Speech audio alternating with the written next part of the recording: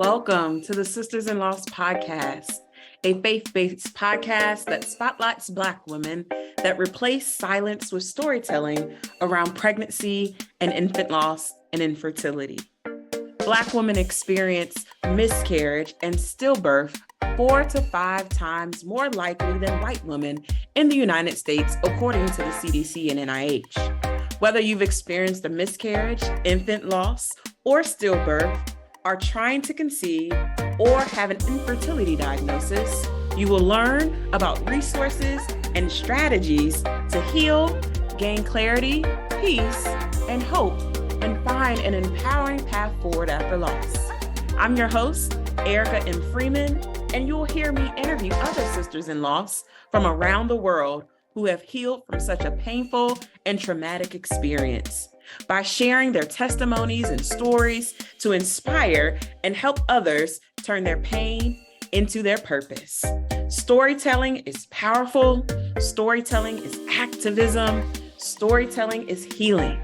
Now let's get started. Welcome to another episode of the Sisters in Loss podcast. This is your girl, Erica Michelle, and we're back for another solo episode. So I hope that you all went back and listened to our 7-year podcast episode that I got a book deal episode that shared all the way up until me negotiating and about to sign a book deal. So this episode, I want to talk about the importance of voting, because I kind of got into it a little bit on the last episode, but also bring you back up to date to where we are in the book process. So if this is something that you're interested in listening to, continue to listen. So I am Google Eyes happy and so excited that I am at this place of writing a book. So to take you all back on what's happened since I recorded that episode back in July, I really had not signed my actual deal, like the actual contract, until about August. So traditionally, when you publish, you query agents.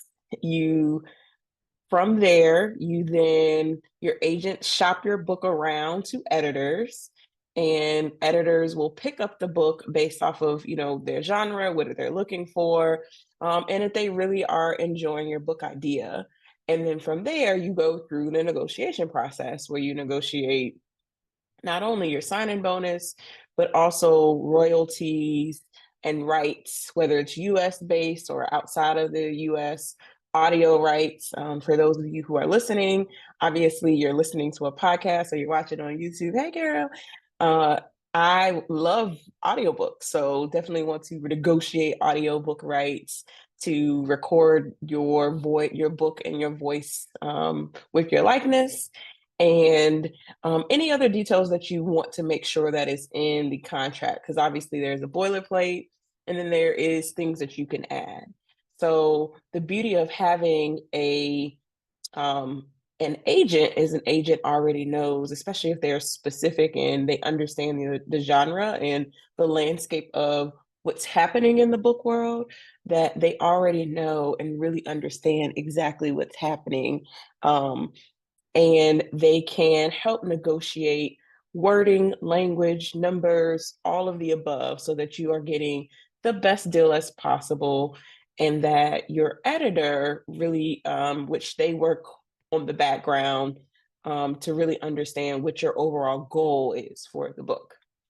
So I had 2 actual deals, and then I had a potential 3rd or even a 4th opportunity to do with another independent or indie publisher that I decided not to go with, or not to take the meeting because of the deadline I had with my original publisher offer that I had. So what had happened was I ended up getting an initial publisher, got an agent, had the agent review the deal and say, hey, I think that this book idea will be, I think I have other editors that will be interested in this book idea. Let's hold off with you signing this deal with this publisher that you originally got, and let's shop it around to other agents and editors. Well, to shop it around to other editors, not agents, to see if someone has heard of you, who really understands what you're doing and really wants to champion this book for Black women who've experienced pregnancy loss. So lo and behold, she shopped it around, and a lot of people came back and said they loved the idea. They just didn't have the time or the space or the capacity on their roster to sign a book within the time frame I needed an answer by, because it was a very short window. So lots of movement, lots of ideas from editors, lots of thumbs ups of this is great. They just didn't have the capacity, which is fine. It's kind of how the book editing world is. And obviously what ended up happening is I ended up getting had a meeting with one editor, had a meeting with another editor, and then, like I said, I had two other people that I decided not to take meetings with. One of the editors was obviously the editor I ended up going with, and we talked about my book idea, where I was in the development process. I think they were just very impressed with that I did this all on my own, and it wasn't through an agent who shopped it around. And then, we talked about what my overall goals were for the book and what I saw this book doing for not only the community that I've built through Sisters in Loss, but also around the world, and how this book can really change what healing looks like. Like, how is this book, what is the demographic of this book, but also how is this book really going to shift the marketplace when it comes to Black women, femmes, birthing people, and their experiences through pregnancy loss and infertility challenges. And how is this different from any other grief book that's out there, as we are centralizing the theme of healing in this? And I didn't want the book to be focused on that healing is a linear process. I wanted to really talk about grief from the sense of a moment, mourning from a moment in time, that inward thoughts, mourning meaning that outward expression, but also healing, as healing is something that takes a lifetime to do, and you don't get to, it's not a distinctive space and place. So obviously using the word heal or healing gives you the notion that this is ongoing. And I wanted to make sure that that is what was central in the book, is that theme of what healing is and how are you healing today is central in the messaging on Black women's lived experiences of not being seen, listened to, heard, valued, or respected in our healthcare system in the United States. So lots of great conversation with her. Obviously, after that meeting, they offered me, they sent the offer over verbally. I had to decline the other offer with the other publisher. Luckily, since I had an agent, I didn't have to do any of this. This all went through my agents, part of the agent fees. So when you do sign a contract with an agent, they do take out 15%. They are getting 15% of everything. So that's something to consider. But I think it is worth it because they are the backbone of the industry. The industry still very much so gatekept with agents. Editors or authors and writers can negotiate for themselves, but it is, in my opinion, from my research, from courses I've taken, for you to have an agent to negotiate on your behalf. So I was blessed that she was able to turn down this offer, tell the other folks, she's not interested. She's going to go with this publisher. So then we got into publisher meetings. So this all happened within, I'm going to give you a direct time frame because this is very short. This typically takes months for people. This took weeks for me. So from initial book deal to querying an agent to getting another book deal and getting possible meetings with other agents, this all happened in a span of 6 weeks. So I knew by my birthday in July that I had a book deal, and I knew by my son's birthday in August I was officially signed with this independent publisher, Ben Bella Books, who is distributed through Simon and Schuster. And the amazing thing about this, and I actually will post this in a story or show you the picture of this, is I took a solo trip to New York back in January to see The Wiz before The Wiz went off of Broadway, and I wanted to make sure I saw it. And actually, did I go to New York to see The Wiz in January? Scratch that. I don't remember when I went to New York to see The Wiz. I feel like I did that over the summer to see The Wiz. I was in New York to see a play. I don't remember what it was. Oh, I do. It was I can't think of the name of the play as the top of my head. When I think of it, I'll make sure I insert it. But I definitely went to New York to see a play that was about to go off of Broadway. I went to see The Wiz over the summer in New York, and now I'm gonna go do my own research on my own timeline because I cannot remember what I went and saw in the city, but I definitely went to New York for to see this play. Leslie Odom Jr. was in a play, and all right, y'all bear with me because I want to make sure I put this on record.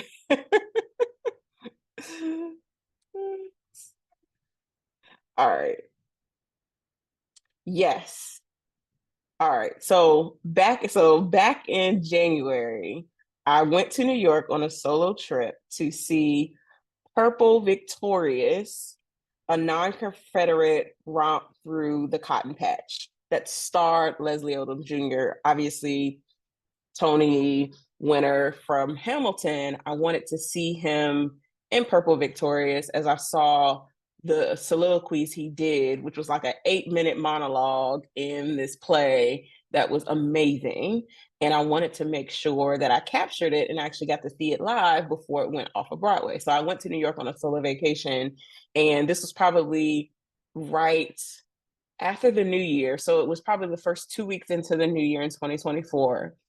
So obviously they hadn't taken down any Christmas decorations in New York. And if you are nostalgic and you love Christmas like I do, to go to New York during the Christmas season to see the big, huge tree at Rockefeller Plaza. I actually stayed in Times Square too. So I was right there. I got to see, them ice skating out there where the Today Show is on 50th and walk up Fifth Avenue and see all of the things. But I just so happened to be going down a cross street, and I walked right past Simon and Schuster and took a picture of it, and took a picture of me outside of Simon and Schuster. I knew that a goal of mine coming into 2024 was to get a book deal. But what I did not know is that I was manifesting what God had for me in August when I signed that book deal with this independent publisher who is distributed through Simon and Schuster. So I'm so happy that I took this picture. I'm going to show you here that it manifested itself, and that I knew in this year of change and transformation. And this is my year 5 for my numerology people. This is that love, sex, and rock and roll year where a lot of change has happened for me.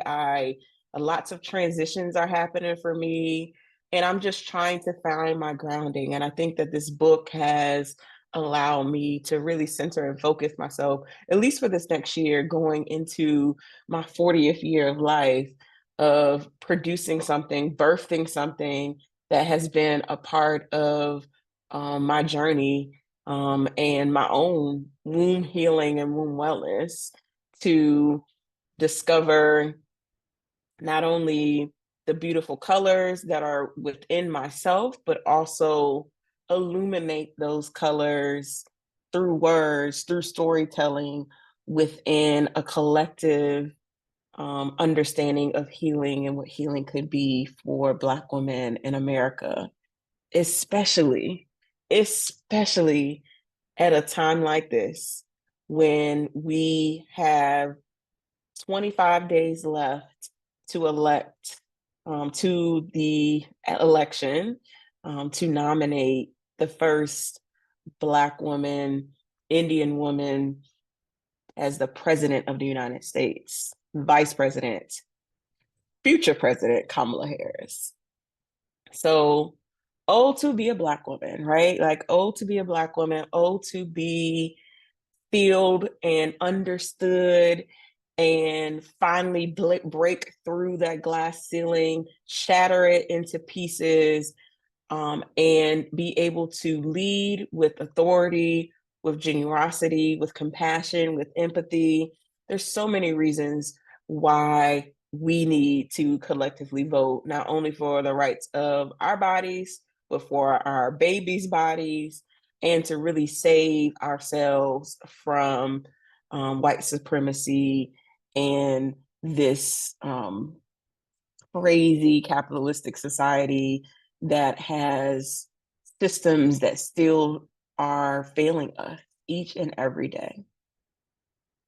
So, sign the book deal, and then typically when you sign a deal, you are going to go back through with your publisher about, your outline, your book proposal, to make sure that everything's really lined out and factored so that you can start writing. So that was my end of August, September for me, was really going back and forth to make sure that some of the concepts that I've developed really made sense, not only to me, but also to my publisher, to my agent, so that I can begin the writing process. So that is where I am now. I am in the writing process, and we're going to do every couple month check-ins with my editor and publisher, and I'm excited about checking in with her in November, right before right before Thanksgiving, and then back in January. And the book officially for me is due to my publisher in August of 2025. So I have less than a year, about 10 months to write this whole book, do all the research, get a first draft in, and I'm more so excited about the editing process.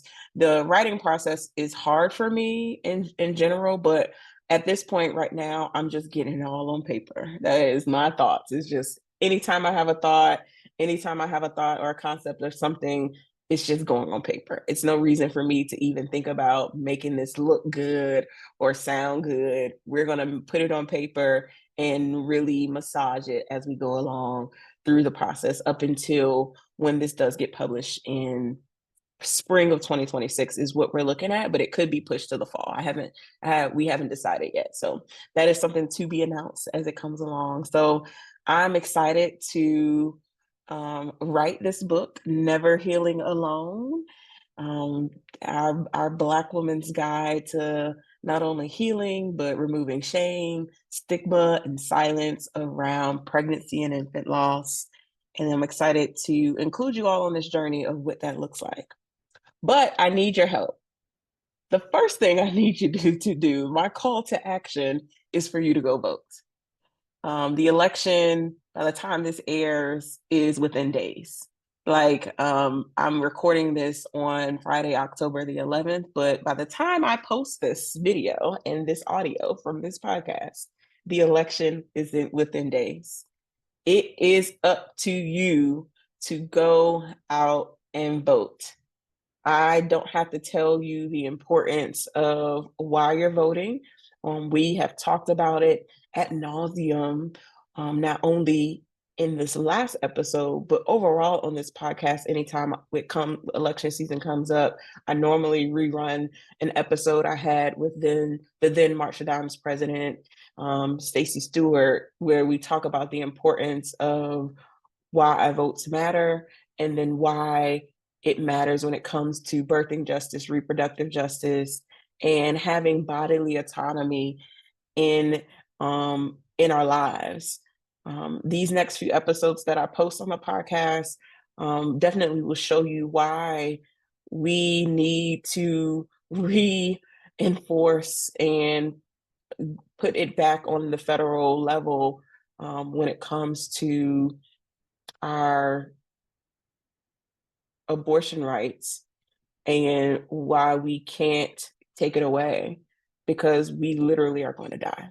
We literally will die if they continue to go back and forth in certain states like Georgia from 6 weeks to 13 weeks back to 6 weeks, or keep it capped, because literally our bodies are on the line and we are fighting for it. So Roe versus Wade has to go back and be signed back into law through Congress, through the Senate.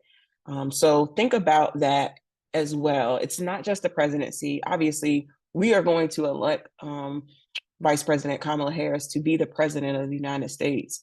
But really, to be honest with you, the real work, it comes from our other elected officials, because she can't sign things into law unless they do their job. So we want to overturn our House. We want to overturn the Senate so that they can be Democratic majorities, so that we can pass a lot of the laws and do a lot of the work that we want to do, and not have to fight so hard to just get basic rights. Like, basic human rights is all we're asking for. Like, we aren't asking for much, but we do want more. So go out, cast your vote if you have not already voted early. I know I'm voting early because I am not going to physically be in the country on election day. So that is my task that I'm going to do this weekend, is to actually go out and vote early. But please, over these next couple of days, go out and vote. Make sure that your voice is heard in this election season, because literally your body, your children's body, your overall health depends on it. So hopefully that you all enjoy this quick update while I am staring out at the beautiful fall foliage here in Seattle, Washington. I'm on a quick business trip in Seattle, Washington, and I'm about to head back east to the East Coast in the warm weather. Well, a little bit warmer weather. It's about 50 degrees here in Seattle right now, and I'm excited to go out and cast my vote, do a little bit of gardening this weekend, a little bit of self-care, and write, and start writing this book as I see the need and the journey of healing, but really center our experiences as Black women and how it is different. I truly believe when you help the marginalized and you do what God has equipped us to do, is to feed the hungry, clothe the needy, and bless those who are poor, that we are going to see the fruits of our labor in heaven, not only on earth, but more specifically in heaven, when we face God and he says, well done, my good and faithful servant. I hope to be in that number, and I hope that you are in that number as well. So go out and vote. I hope that you all have an amazing week, and I'll talk to you soon. Bye. Thank you for listening to today's episode. For show notes, go to sistersinloss.com to stay connected with us and join the Sisters in Loss community and receive my weekly newsletter. Please go to sistersinloss.com/newsletter. That is sistersinloss.com/newsletter. Please rate and review this episode, and I will talk to you next week.